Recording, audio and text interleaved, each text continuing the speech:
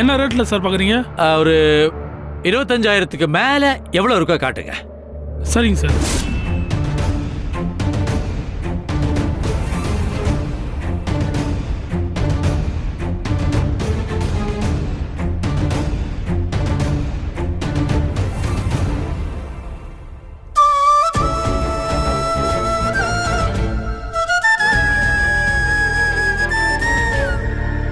தனமா இருந்து முகூர்த்தப்பட்டு வாங்கலான்னு வந்தா இவன் என்ன இங்க வந்து நிக்கிறா?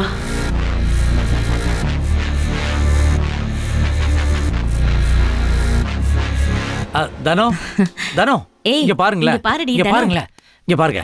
எது பிடிச்சிருக்குன்னு சொல்லுங்க. ரெண்டுமே நல்லா இருக்கும்.